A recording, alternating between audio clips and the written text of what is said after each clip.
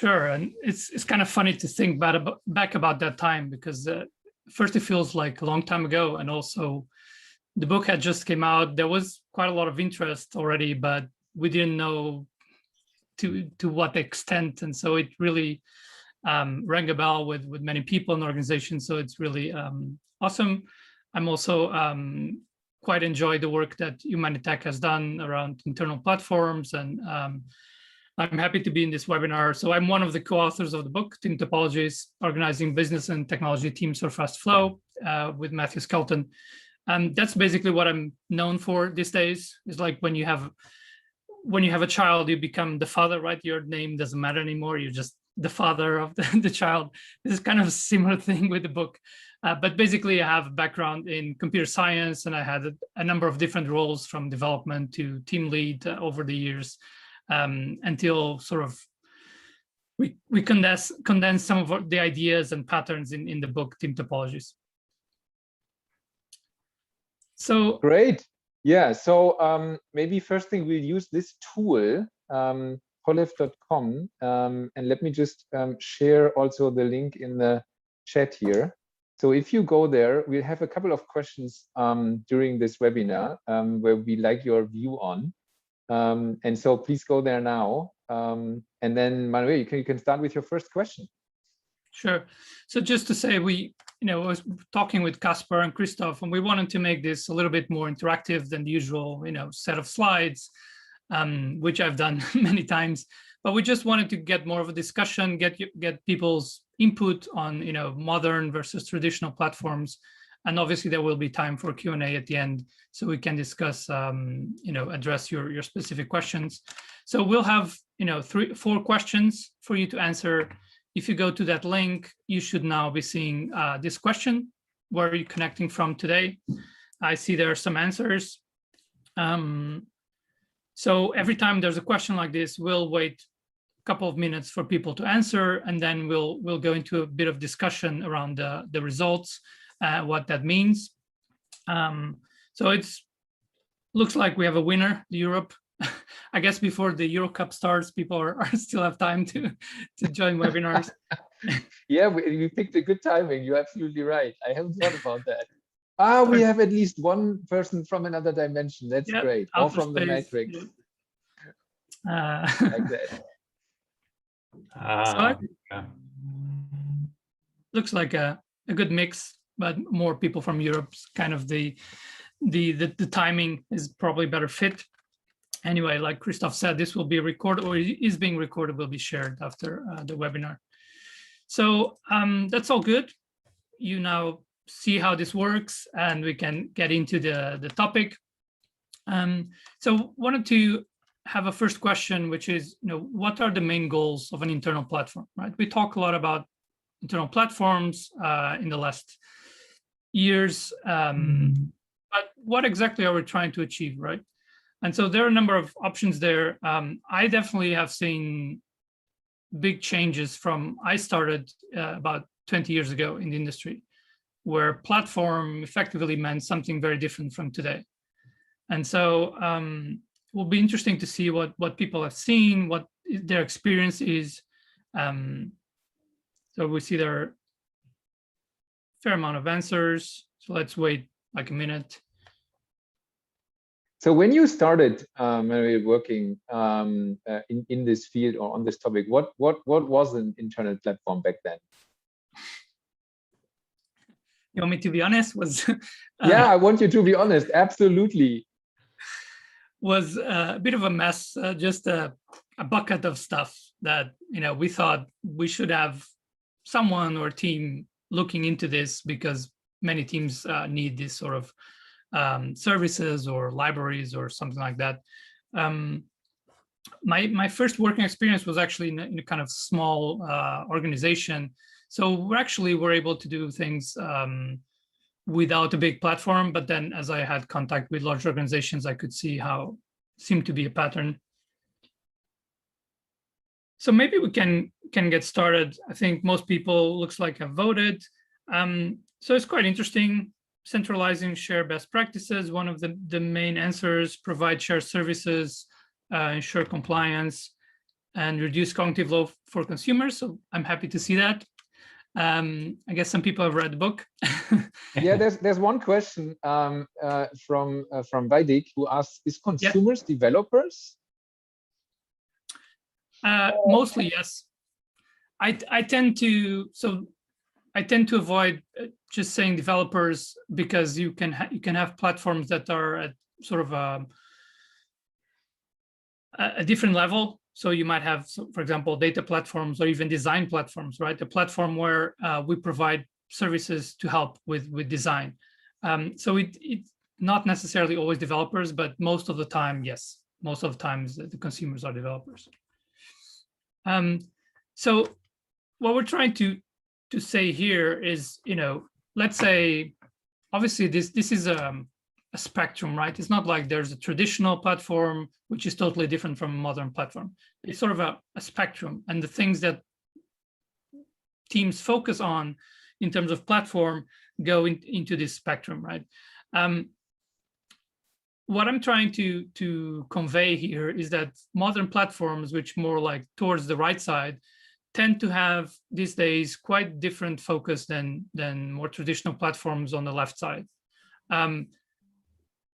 They tend to focus first on reducing cognitive load for the consumers, right? So the modern platform is not as concerned with shared services, reducing costs, but actually how do we provide services that are really helpful for our internal teams, for our development teams, and that means we're really focusing on what are the abstractions and what is the right user experience in the platform services. So it's a very different starting point, right? So traditionally, definitely 20 years ago, the focus was really, we need to centralize things, we need to share services, and sometimes trying to reduce costs with staff, assuming we'll need less people if this is centralized. So it's a very different starting point. And then there are some things that are sort of more or less in the middle, like best practices. Best practices are always contextual, right? So a best practice in one organization is not necessarily best practice in another organization. And the main difference, I think, in traditional platforms is that there is an assumption, implicit assumption, that we can define best practices for the whole organization. And even that is difficult. And so in modern platforms, there's a more of an understanding that actually what is a good practice for one team might not be so good for another team or another part of the organization. And so there's a lot more awareness of context when we're talking about best practices in the platform. It doesn't mean we're not trying to provide easy way, a good way to do things. That's absolutely correct. But we understand that there's more nuance. There is not just one size fits all. Yeah, I mean, maybe Kasper, I know you're talking to a lot of people that either build internal platforms or have built them or will build them. What's your view on that? What's modern right now? What's on top of mind with people? Yeah, I think everything you said, Manuel, is spot on. I believe if we want to give some tangible examples, and we're talking about reducing cognitive load, which I think is something that we underappreciate as an industry as a whole. It's something. I mean, we are like this year in particular, this Corona year, like we're very short in talent, in time really to deliver all of those things that we now have to digitize. And talking about reducing cognitive load as the number one thing is such an important element here. And what I see a lot is that in teams you have situations where a front-end developer wants to be the best in React, wants to be the best in TypeScript, but ends up having to deal with super complex deployment setups, just to give you an example, and really is overwhelmed by that and understands that in this competitive HR market, you have to be the best at something and wants to focus on this one thing. And so this can lead to a lot of frustration, which is really why this reduction of cognitive load is so elementary. I think abstractions too, and useful abstractions. I think the the word useful is here so important. We've seen a lot of the traditional platforms hiding away, abstracting away a lot of the things. And I'm talking to lots of teams that are super frustrated with the older platforms that they have in place that work. And I hear that sentence a lot. They're working in 90% of the cases, but the 10% really drive you crazy.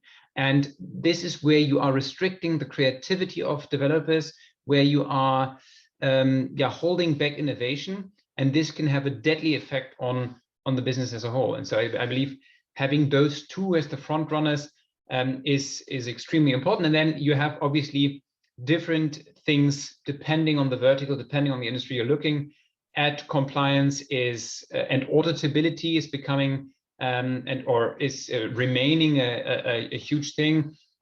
Security in general, we've just seen the Johnson & Johnson and like the attacks in the recent days, making sure you're streamlining this, but again, without restricting people in any way. Yeah, I agree with that. And that's definitely what I've seen, that in many cases, teams are forced to use the platform. So it's forced upon them. And because when you force the platform, you also reduce the incentive to listen to the needs of the teams. And you just come up with, not with bad intent, as a platform, you come up with what you think are the useful abstractions, but you haven't actually validated with the customers, with the consumers. And so you end up, not covering those 10% or 20% or more of cases in a good way. And you're not giving the option to sort of opt out of the platform. And when we think about the platform as a product, then it shouldn't be different from any other product. Like, you go to a shoe store, you're not forced to buy the latest Air Jordan shoes. You can buy something else, or you can leave and not buy anything and you go somewhere else. And so if there is a valid justification for a given team that, we need to do whatever, our deployments in a different way, or we need to do something else in a different way, if it's justified, they should be able to do that. It's their own decision to invest in spending the effort doing this thing differently. But obviously, we want the platform to cover, the most of the scenarios. And for modern software delivery and operations, we sort of know what are the things that are needed. What are the good practices that we can provide to teams. So yeah, compliance is an interesting one. I think, again, it's the way we interpret compliance that is slightly different, or quite different. I think in traditional platforms has been more around what is the process we need to have in place to ensure compliance, while in modern platforms, but it's still starting, from my experience, that we're starting to look at how do we make sort of compliance and whatever controls sort of embedded in the platform services, so we can have the self-service pattern where teams can sort of self-check and self audit and things like that, by having those controls embedded in the platform, working together with the compliance experts, right? Yeah, and I think I think Casper, you're always calling the golden path, if I'm right. Yeah, exactly. So I think Zaga just asked in the chat, in terms of useful abstractions, how do you balance between having a suitable high-level abstraction while still providing access to the underlying tools mechanisms for the 10% cases? And I think this concept of golden path is really something to look at. Like Jason Warner over at GitHub has been preaching that to me a lot. That's the way they're approaching their platform. And golden path means you are not enforcing the use of the platform, but you're offering the golden path, and it's golden path, not golden cage, right? Huge difference. They can deviate from this path if they want. And so I like to give the example with a lot of the platforms that we're seeing, the way configurations are produced, for instance, is running against a baseline YAML through a CLI, whatever. And this is the golden path if you want. But then certain developers want low-level scripting, and they want to do all of these different details. And so you give them the option to do that, like deliberately go off path, script everything themselves. And the only thing how you nudge people to stay on that path is through guarantees. You say, okay, you get certain logging guarantees, you get certain security guarantees. You don't need to be on pager duty. So a lot of the things that you can sort of nudge, but then if necessary, they can deviate. And what we're seeing in the numbers, which I find so fascinating, also in the usage of the teams that are building their platform API with Humanitech, is that 95, 96, 97% of the cases, people want to pick the golden path, right? This is a self-selecting mechanism. Evan Butcher calls that making the right thing to do the easiest thing to do in the platform, which is basically the same. And just quickly in terms of abstractions, I quite like what Spotify has been doing. There was one article where they were talking about for their CI/CD services in the platform, they actually provide different entry points. Exactly, I think addressing the question in the chat, where they say, well, if you don't have any specific requirements, here are some templates. You just run with that, and you almost don't need to configure anything. It just works. If you have, on the other extreme, very specific needs for your pipelines, where maybe you need to do things that are very different from other teams for whatever reason, compliance or something else, then you can still even use the API for the CI/CD services directly. And so you build on top of that. So that's a great example where we are understanding the needs of different teams and providing useful abstractions at different levels, sort of different entry points to the same platform service. Maybe watching the time a bit and keeping this interactive, Manuel, maybe we should move to the second question. Let's move on. So just to quickly to sort of key takeaways here is that the platforms must help the users achieve the goals. So we need to understand their needs and simplify the tasks for them. So it's kind of what we've been saying. And importantly, the platform should not increase the cognitive load on teams, which is effectively what often happened with traditional platforms, because we're not paying enough attention to the user experience, to the customer needs, and we're plus mandating the platform on everyone. All right, so the next question, so in a second, you should see this appear in the link in the polling. How are internal platforms typically consumed? So in your experience, right, what have you seen? So there are different ways, and there might be other ones. So it would be interesting to see if people have other consumption patterns they've seen. But I've mostly seen, request-based, where one team asks another, the platform in this case, to do something for them. Collaboration, where two teams, a product team and a platform team are collaborating to do something. Pairing sometimes with a platform engineer with someone from a product team. Sometimes you have embedded platform engineers who are actually, at least for a period of time, part of the product team to help them. Well, depends what the objective is, but usually is to help the idea is to help the product team learn more about the platform by having someone embedded who is an expert.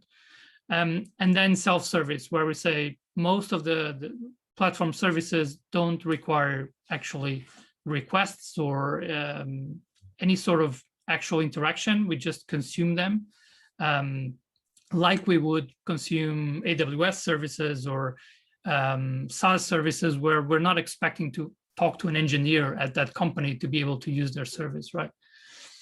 So I think we have a number of answers. Self-service, request-based, interesting, because those are kind of maybe two sort of extremes, and then a bit of the middle. So this quite matches my experience as well, what I've seen. So I think we can, discuss a little bit how we map this into this sort of spectrum. And my experience has seen, like I said, in traditional platforms, mostly it's request-based. So you have a platform team or multiple platform teams who own these shared services, but then the consumption is still based on someone makes a request, they wait for the platform team to come back to execute something, come back and say, we've deployed your application, or we've created infrastructure, or we opened some port. So these are all request-based or ticket-based, if you like. Some people call it high-touch sort of interaction. You need the platform team to do stuff for you. And that's where we come from, I think, traditionally. And sort of on the other extreme is the self-service. Why self-service so important? Because a couple of reasons. The first is obviously to allow product teams to go fast, right? So we reduce these wait times, we reduce the dependencies between product teams and platform teams, blocking dependencies, meaning we have to stop and wait for someone to do something for us. But it also drives, I think, good incentives for the platform teams to think about when is the service ready to be consumed in this self-service approach. Because if we sort of do it too early, maybe we didn't really put enough effort into maybe the reliability of the service. So there's a lot of errors happening, or maybe the documentation is not good enough for people to understand how to use it. What is going to happen is the platform team is going to have a lot of help requests, right, or support requests. And so it becomes sort of a cycle where we don't have time to improve the platform because we have all this support, but then it just continues, a vicious cycle. So we need to kind of have true self-service, but we also need collaboration. We need to understand the needs of the product teams. And so those two go together, right? It's almost sort of alternating. For a given platform service, we collaborate to understand the needs. Maybe the needs have changed, so we need to add some features or change something or cover those, other 10% of cases that were not covered. We collaborate, and then we work on providing this in the platform service and making it stable and reliable enough to be consumed by everyone, sort of making into generally available internally. And then there are, yeah, go ahead. Yeah, maybe because I think that's an interesting point. I think as you're always distinguishing between the ops and the dev view on things with that. So what's your line of thought there? Well, I mean, like side comment, I would be interested. Like I know Manuel, you are working with our friends at Puppet on the latest Puppet DevOps report. So maybe you can share a couple of things, because I think if you look at the pure data really around self-service, it's so obvious that it's probably the thing to reach true DevOps, in my opinion. I think that maybe you can elaborate on this a little bit in a second. I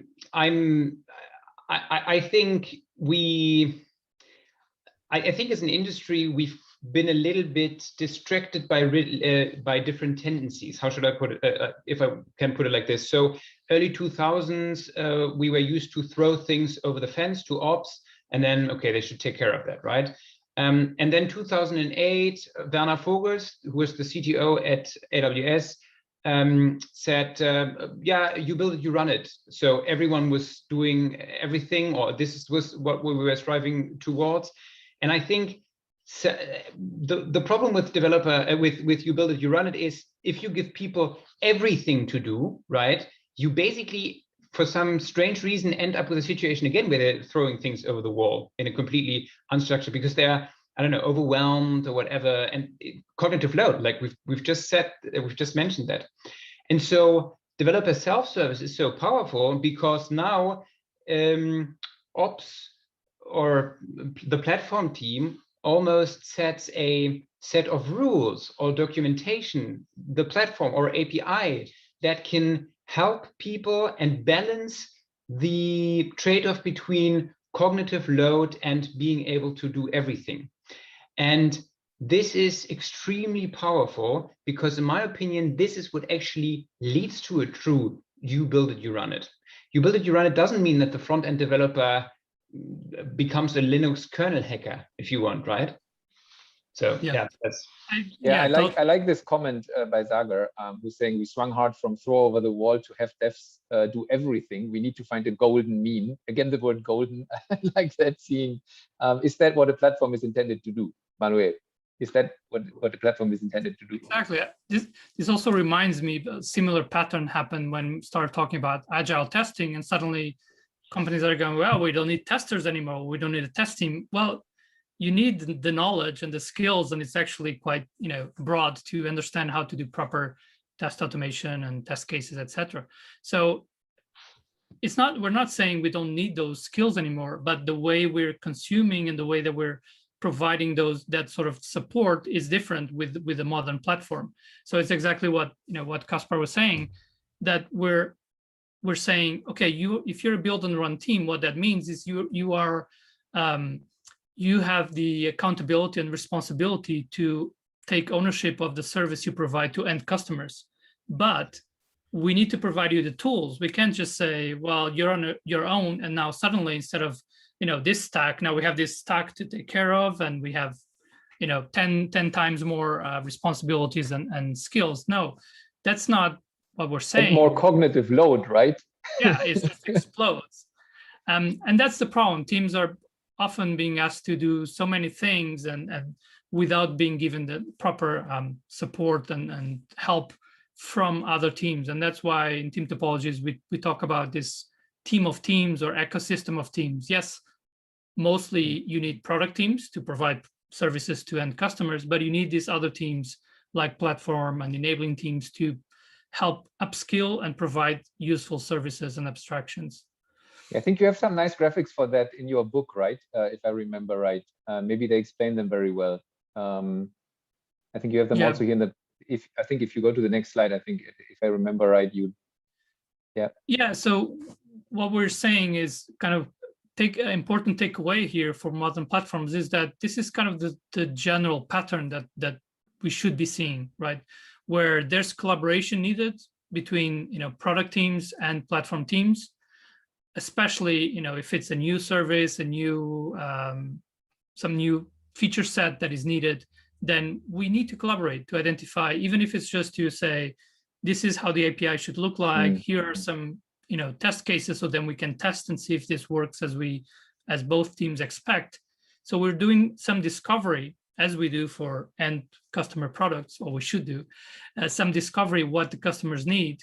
And then when we have a better idea, then it becomes more of a stable service at some point that we can say, okay, now this is ready to be consumed by anyone in the organization if they wish to do so, because now this is sort of that golden path. Ideally, we're providing a service that's useful to many teams. But we should expect to see this pattern repeating over and over in modern platforms. In traditional platforms, there's more of a tendency to build more stuff, and we think the worth of the platform is tied to more features, more services, but we haven't really figured out if these are helping the product teams or not. We just assume they are, and that's often the problem. Agree. So let's go to the last question, so we have a bit of time for Q&A. Yeah, because we already have first questions for Q&A, so yeah. Okay, so let's go. Who decides which services and features to provide, to build into the platform? Again, I've seen different stakeholders. So there's a part here which is, are stakeholders deciding, or customers deciding, or who is deciding, right? So at least I've seen these different types of stakeholders having strong influence or decision power over what we build in the platform. There's some answers coming in.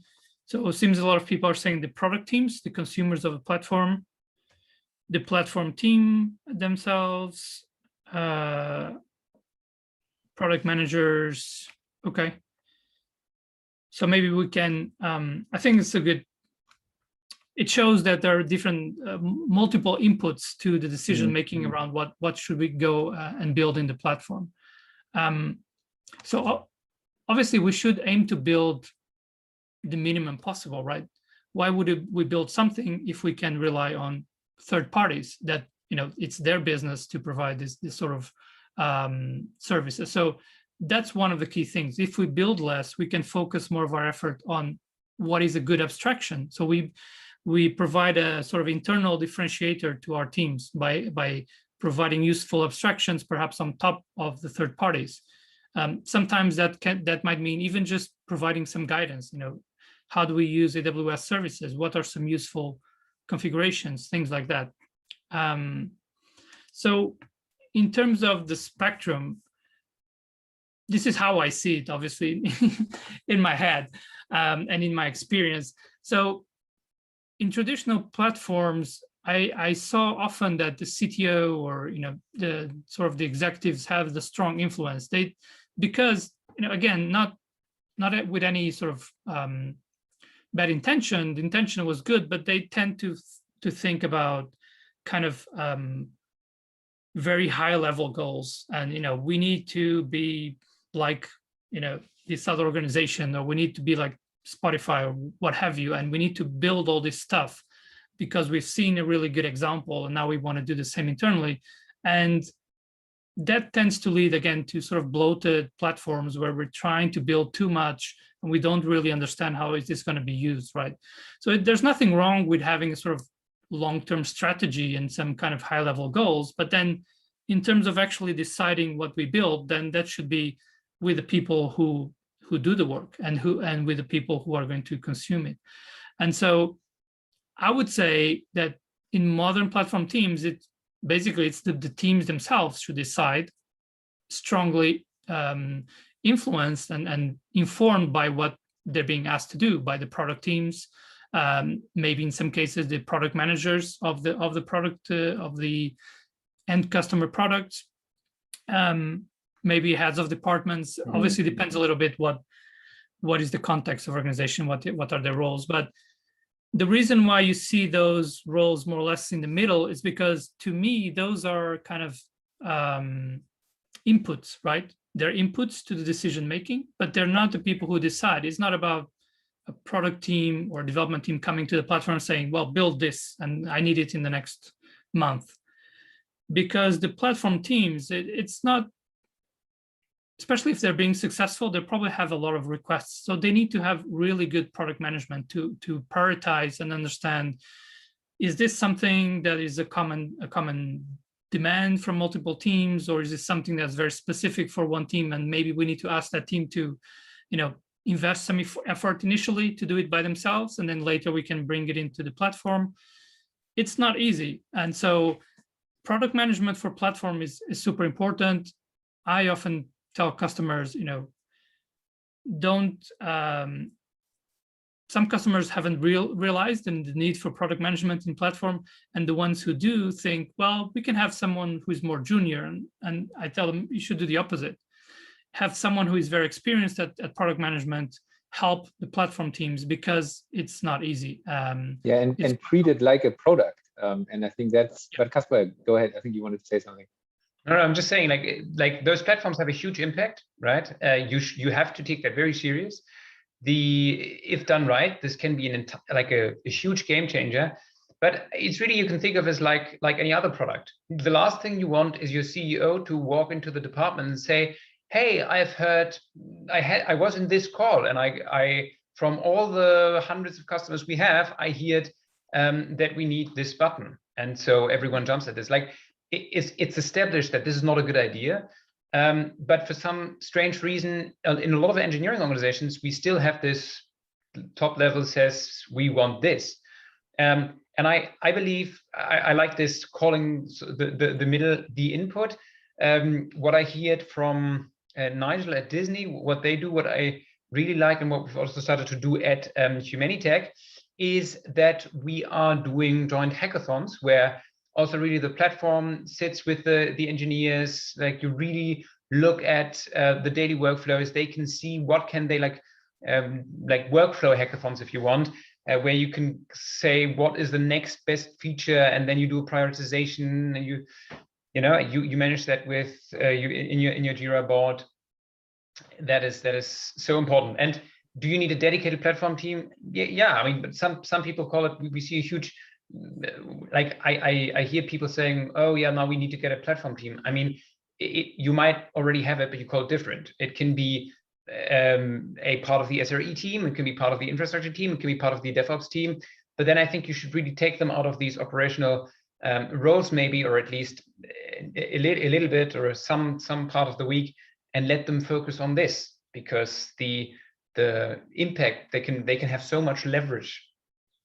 Yeah, and I think, I mean, I remember a discussion we had with one of the guys building the internal developer platform for Adevinta, and one of the things he said, it's really a product. You even need market research, because, as you said earlier, Manuel, you need to find out what's there, what are third parties already building, and everybody who ever pulled up something like the tool landscape from CNCF knows that there's like tons of tools out there. You can't compete with them, but you need to figure out as a platform team which ones do I want to embrace and use and integrate, and where do I want to build my own thing because I, as a company, need it. Yeah, and I like this treat your platform team like any product. That's, I think, a key to success. Yeah, and I think you should be, as a platform team, should be looking at how do we, at your internal teams, as sort of it's your market, right? So you want to sell to that market, between quotes. And so understand what makes a difference. And maybe a good sort of heuristic is thinking, if I'm going to build this thing in our platform, would I buy this same thing from a third party? If the answer is clearly yes, that's because I can see the need and I can see how this is providing value internally. But maybe it doesn't exist, so we have to build it ourselves. But you should be thinking about that. Would I buy this thing from a third party because I can really see the value, or I have validated that this is important for our internal teams? And so this image here, I think, also conveys that in traditional platforms, there's a sort of blurry lines between everyone is a customer, right? It's blurry between who are stakeholders, who are the actual users, customers. And so traditional platform teams tend to be overloaded. They have all these requests and they have huge roadmaps, and things take very long to come out. Take months or years to maybe get something out, which was really important a year ago. So what happens? The team that needed it, or the teams that needed it, probably have found an alternative solution, whether that's approved officially or not in the organization. So shadow IT and these kind of things. And so Kaspar mentioned the State of DevOps report. So it's interesting because we're, and I think Nigel Kirsten from Puppet was here as well. Yes. So we're working with them, sort of looking at the results, and it's quite interesting because it's effectively two of the key things that are now clearly differentiating high-performing organizations from a business perspective as well, from sort of mid-performing. So now many organizations have set up some DevOps tooling practices and approaches, but what differentiates is first the self-service pattern that we were talking about, because that's what allowed teams to really go fast. And second is product management inside the platform. So it's really, I think, will be really interesting for people to read the State of DevOps report coming out, I think this month still, with Puppet Labs, from Puppet Labs. All right, Manuel, let's wrap this up here because we already have a number of questions for the Q&A. So yeah, the key takeaways is we need modern and experienced product management in the platform, and the platform, we should see it as a curated experience for engineers. So they are the customers of the platform, right? So that should be very clear. There can be a lot of demand around them, from the CTO to, I don't know, other product managers and anyone else in the organization. But we need to have clear that the customers are the engineers. So that's what we're working towards. And then, we hear the other people as well, but we take that into consideration. But who is going to use the platform are the engineers, not the other people. Absolutely. So just before we go into Q&A, the slides will be available as well, right? So there are some resources, talks, and I had an article that has done quite well around Kubernetes in the light of, you need the sort of internal platform around it as well. It's not the whole thing. And there are a number of other examples from different companies, from Adidas to Zalando, etc. And finally, because we're just working on this right now, in our Team Topologies Academy, we're working on this platform as a product course, self-paced, on demand. So this should come out in the summer. And for this webinar, we have a 10% discount code that will be also available in the slides. And I'll share the link also together with the recording. Perfect. And I think that's it for people that want to learn more. Obviously, it's reading the book, and then if you want to learn even more, I think the Team Topologies Academy is a great concept. Yeah, it was limited. Okay. So we're now digging into the platform and going more in depth with what we discussed today and a lot more. Yeah. Cool. So, I mean, go ahead. No, just like a warm recommendation to look at this. I've been fortunate to have a sneak peek, and I think it's really summing up everything. Yeah, you need to know. But yeah, we have a lot of questions. Go ahead. Yeah, let's start with the first question. So Nimesh is asking, do we have a pattern or a suggested path of migration from the traditional to modern interaction model? So for dev teams and the platform with least disruptions. And there's a disclaimer, I haven't read the book yet. That's fine. The book doesn't cover specifically, migration. That is a very common question. I think when we had a prep chat a couple of weeks ago, we were just talking about that, right? So I believe you've had many clients, and we also see that there's a sort of, okay, this makes a lot of sense, but we are sort of stuck with a more traditional platform. How do we move? And from my perspective is, first of all, be a little bit opportunistic, right? Look at, what are the difficulties that teams have today with your platform? One very common that I see, especially in large organizations, is that we're often putting the onus, the responsibility on product teams to manage multiple requests to different other teams. So when a team needs a new environment for their application, even a test environment, typically still see this very often. They need to ask one team to create infrastructure, another team to change some security settings, another team to install the database. And it just becomes a nightmare. It consumes a lot of time and cognitive load as well from the product team just to get a test environment. So whether it is that or something else that you can clearly see, this is costing effort and mental effort from our product teams or development teams. What can we do something? And sometimes it's just even starting with sort of an abstraction on top of that, where you say, okay, let's start here. Let's provide a service which all you need to do is send us a request with what you need in the test environment to continue with that example. And maybe we don't even build anything yet. We just set up sort of the interface for the platform service is this. You provide this information and we'll provide you with the environment. And you don't have to worry about anything else. And maybe initially it's sort of a still a manual thing, right? Your new platform team needs to coordinate with the other teams, but at least you've helped reduce cognitive load on the product team. And then you go and automate, and then you go and reduce sort of the overall effort of that service. So that's how I would start it. And I would think about, what do we need in terms of skills for this platform team? Probably you need a mix, right? Especially that's directly into another question. Vaidik is asking, what's your recommendation on structuring platform teams? How many platform teams should be there? How should one decide the boundary and responsibilities of a platform team? It needs to evolve, right? So first of all, it's not something that you can decide up front. You need to think about what are we going to start with, especially if you're in this sort of migration pattern. I actually have had this week a call with a client where they have they're kind of smallish, and they have 4 what we call stream teams or product teams, and they have 4 platform teams, and they're like worried, do we have too many platform teams? And I said, there is no hard rule, right? If those platform teams are actually helping provide the services that are needed, and then you have 4 stream teams that can go really fast because there's a lot that they don't have to worry about.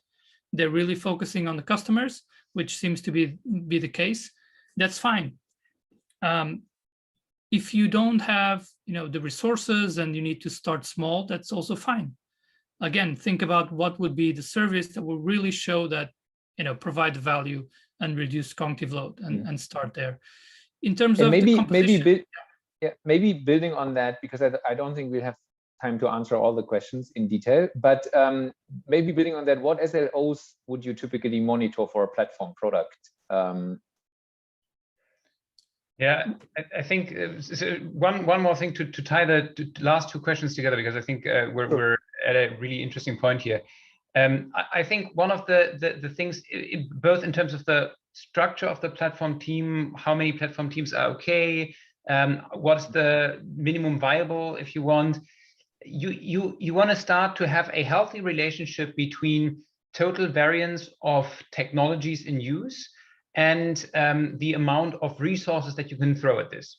So if you can afford to have a platform team for VMs, a platform team for serverless, and a platform team for Kubernetes, whatever, then yeah, that's okay, but you're usually resource constrained, right? You want to have a situation where developers are able to swap between teams fluently, where onboarding is very simple. And so one of the recommendations is always like, start to find a common denominator where you think the future lies. And if you say that is Kubernetes, okay, then go with Kubernetes, stick to it, and make sure you are making those decisions to streamline stuff. Then the next thing is, okay, once I have that, I can maybe look at streamlining configuration management. I can then streamline infrastructure orchestration. I think that is I love this idea of Manuel to say, okay, first we are going to have the ticket based, and there's a human in the background. We can see, okay, there are a lot of tickets coming in. This is actually something we can standardize. And then next thing we can say, we automate the config side, we automate the orchestration side. All of a sudden we are able to stand up dynamic environments. And you reach this point iteratively. On the element of what should you measure, I don't know who that was, Gene Kim maybe, who said measure your platform teams through the thank yous you get from your developers, which I think is great. Yes. My favorite one is deployment frequency, because I believe it shows you so much about the health. If you have a low deployment frequency, that can be because of your setup. It can also be that people are afraid of change failure rates. So failed deployments usually lead to management calling you, and you want to avoid that. So you're keeping deployments back until they are over tested if you want. But if you have a healthy deployment rate, that says so much, right? It means that you have a like failure culture, like a culture that enables failure and doesn't penalize too much.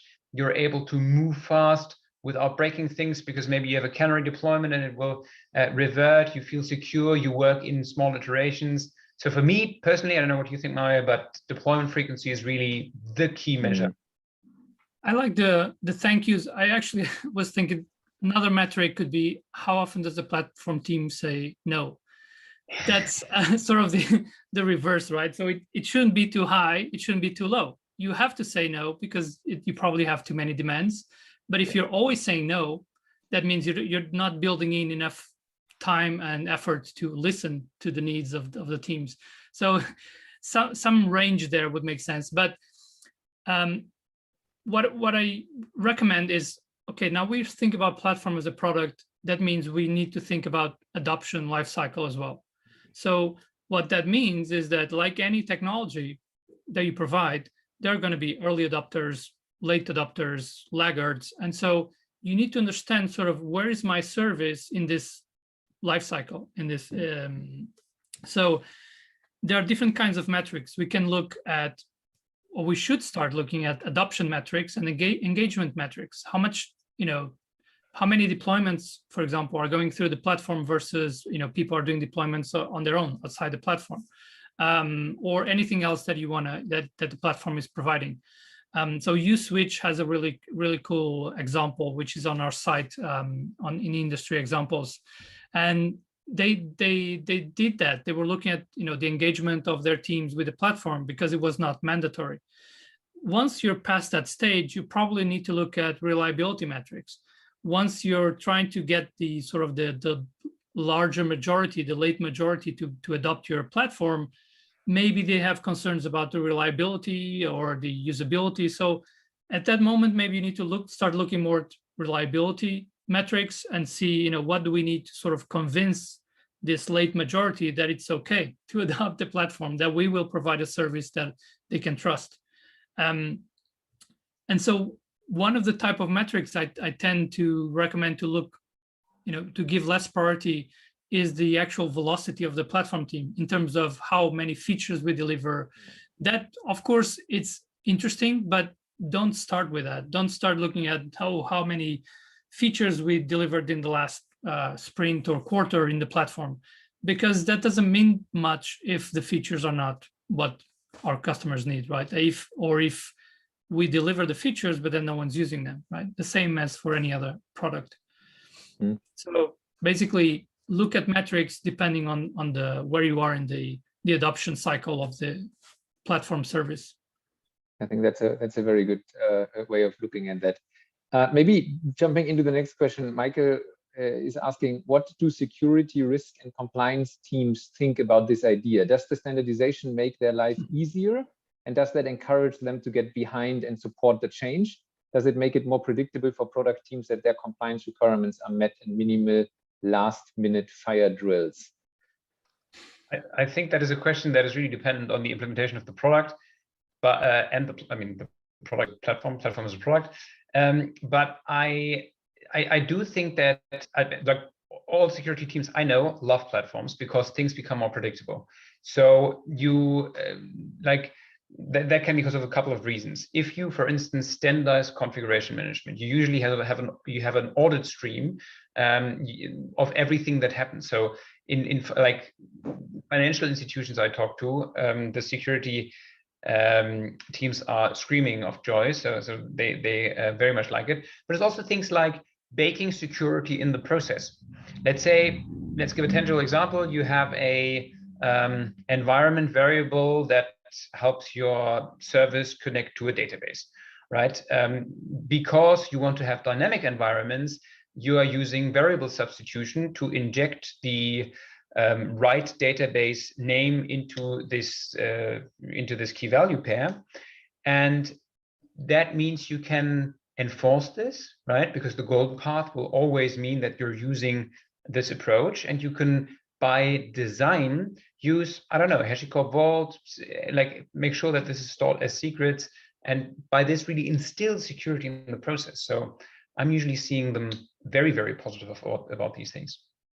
Yeah, I see a mix where, yes, there is some reluctance from more traditional compliance and risk teams because they haven't seen this model work in their organization. And so there is some initial sort of reluctance, but when you start talking to them and explaining, and with security teams in particular, and explaining, you also have very high cognitive load. Typically, they have a lot to worry about. And if you have this model where you have a security teams dedicated to doing all the security, and sort of stuff comes into them at the end of the life cycle, they're not happy. They have so much cognitive load as well. So when you start talking to them about that, and you start saying, what if some of this stuff could be pushed in platform, and you're building into the platform what Kaspar was saying earlier, this guarantees that if you use this service, then you get this sort of security validations, for example. That helps, I think, both security and product teams. And so the security teams can now focus on the things that are not so easy to automate or not so easy to bake into the platform services. I think it's an area where we're going to see a lot of evolution. So people like John Willis from Red Hat also talk a lot about that, compliance as code and this kind of things. I have a talk with Mario Platt, who is expert in securities, which is quite interesting as well. So if you look that up, he talked about how he sees that the types of teams apply to the security domain, right? Because it's quite broad. There's all sorts of security teams and compliance. And so he has done sort of that mapping of what could be the types of teams, which teams could become like platform around security, which teams could be more enabling, kind of helping the development teams learn what they need to know about security rather than, again, sort of being a dependency where we just push the work to the security team. It's evolving. There is some reluctance still, but like Kaspar said, I think the teams have seen it work, really are sort of quite ecstatic about it, because now we don't have all this on our plate anymore, and we can focus on the real things that add value from that perspective. Cool. I mean, watching the time, we are getting close to an hour. I say we do one final question, and then we call it a day. And there's one very interesting last question, I think, from Tejas.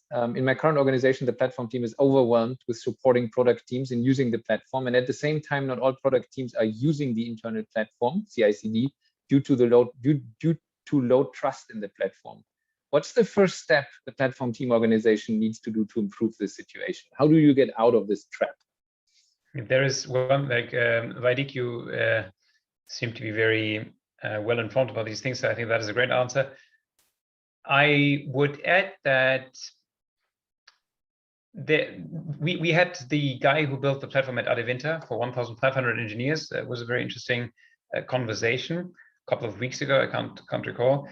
And he said, do not compete with standard offerings. So, like, good example, like, would you build your CI pipeline from scratch right now? Probably not.